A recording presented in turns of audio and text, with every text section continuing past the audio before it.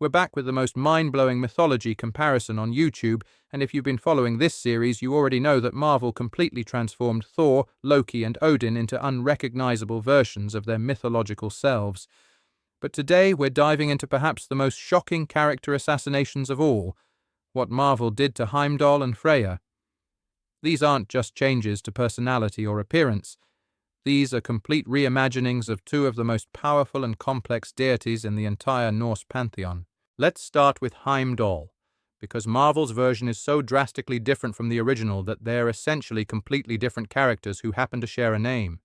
In the MCU, Heimdall is the loyal guardian of the Rainbow Bridge, played magnificently by Idris Elba as a noble warrior who can see across the 9 realms. He's brave, he's honorable, and he's ultimately a supporting character whose main job is to help the main heroes when they need transportation or information. The real Heimdall? He was arguably the most important god in the entire Norse pantheon, and definitely the most terrifying. According to authentic Norse sources, Heimdall wasn't just some guardian standing at a bridge. He was the cosmic sentinel who could perceive everything that had ever happened was happening, or would happen across not just the 9 realms, but across all of time and space simultaneously. Think about that for a second. Marvel's Heimdall has really good eyesight and can see across long distances.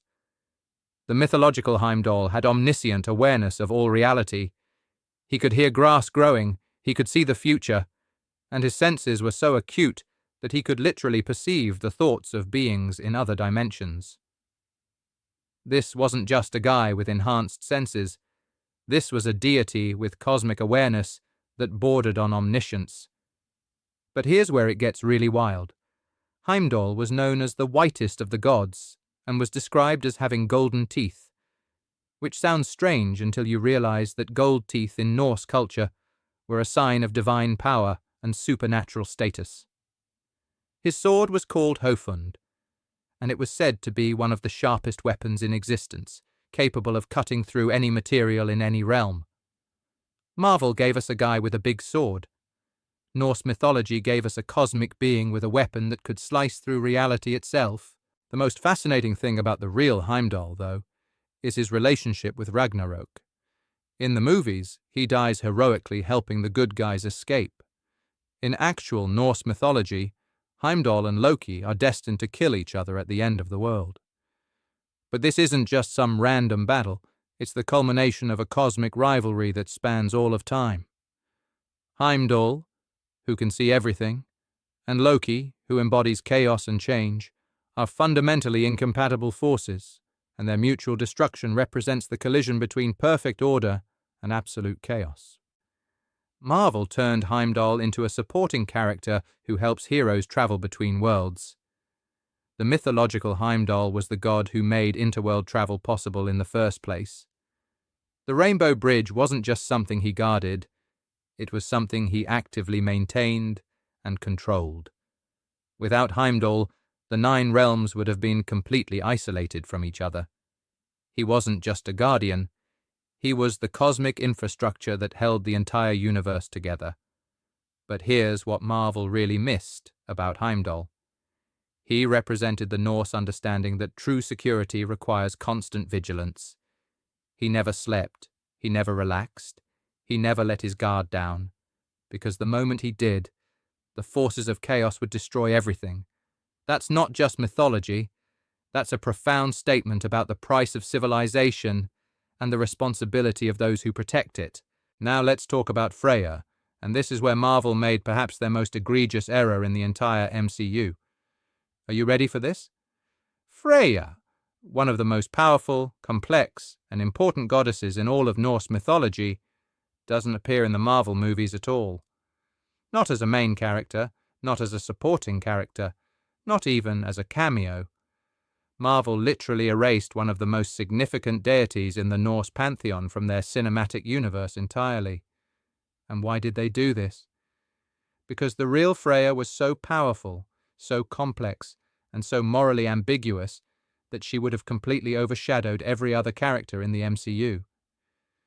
We're talking about a goddess who was simultaneously the deity of love, beauty, fertility, war, death, and magic, That's not a supporting character. That's a cosmic force who should have been the center of the entire Norse mythology storyline. The authentic Freyja was the leader of the Vanir gods and the teacher of Cider magic, the most powerful form of sorcery in Norse mythology. She was so skilled in magic that even Odin, the supposed king of the gods, had to learn from her. When Marvel needed someone to teach magic in their universe, they invented the Ancient One and Doctor Strange.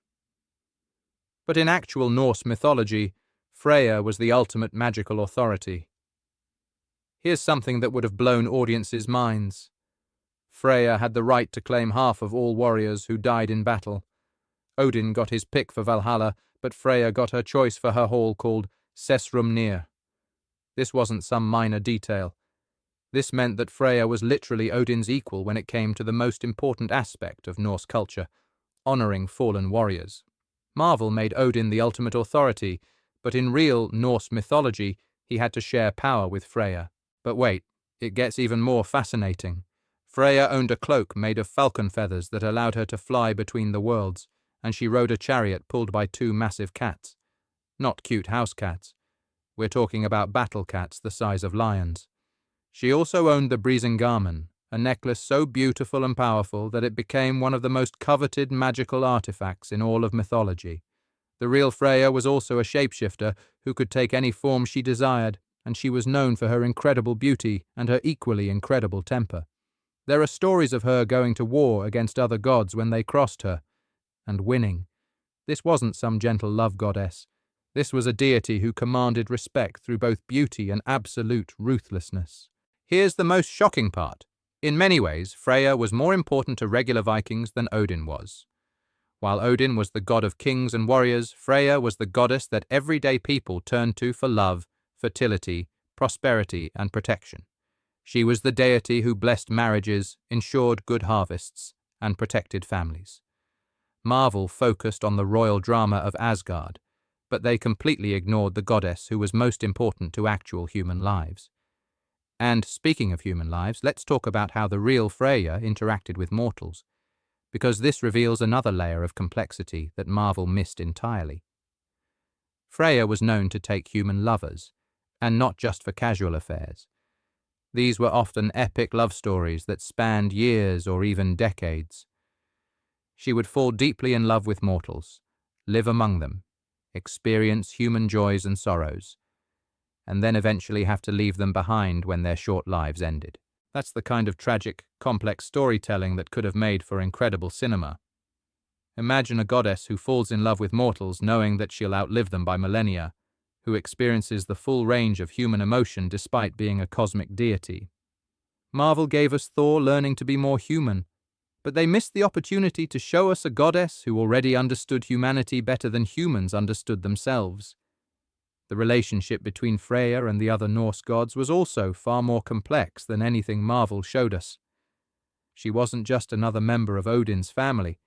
She was the leader of an entirely different group of gods called the Vanir, and her presence in Asgard was the result of a peace treaty between two divine factions that had been at war. This means that the Norse pantheon wasn't one big happy family. It was a political alliance between former enemies. Marvel missed this entirely, but it explains so much about the dynamics of Norse mythology. The tensions, the betrayals, the complex relationships, they weren't just personal dramas, they were the ongoing politics of a cosmic peace treaty that could collapse at any moment. Freyja represented the Vanir interests in Asgard, which means every decision, every alliance, every conflict had to be viewed through the lens of maintaining this fragile divine diplomacy. But here's what I find most frustrating about Marvel's treatment of Freyja. They had the opportunity to create one of the most powerful and complex female characters in cinematic history, and instead they chose to focus on the boys' club dynamics of Thor, Loki, and Odin. The real Freyja would have been the perfect character to explore themes of power, sexuality, magic, war, and the complexity of divine responsibility. Think about what we lost. A goddess who was simultaneously nurturing and terrifying, beautiful and deadly, wise and passionate. A character who could have shown us what it means to be responsible for both creation and destruction. who understood that love and war are often the same thing, who wielded magic so powerful that even the king of the gods had to bow to her expertise. Instead, Marvel gave us a universe where the most powerful magical practitioners are men, where the most important relationships are between fathers and sons, and where the complex political dynamics of the divine realm are reduced to family therapy sessions. Don't get me wrong, the MCU movies are entertaining, but they could have been so much more if they had embraced the full complexity of Norse mythology. Now, as we head into part 4 of this series, we're going to explore the most important question of all. Why did Marvel make these changes? What was it about authentic Norse mythology that made it unsuitable for modern audiences? And what can we learn about ourselves and our culture by examining what we chose to keep and what we chose to throw away? Because here's the thing. The changes Marvel made weren't random. They reveal patterns in how we think about power, morality, family, and what makes a hero worth following. When you understand why Marvel transformed these gods, you start to understand something fundamental about the difference between ancient mythology and modern storytelling. So make sure you're subscribed for part 4, where we're going to dive deep into the psychology and culture behind these changes, and reveal some shocking insights about Norse mythology that even I couldn't believe when I first discovered them.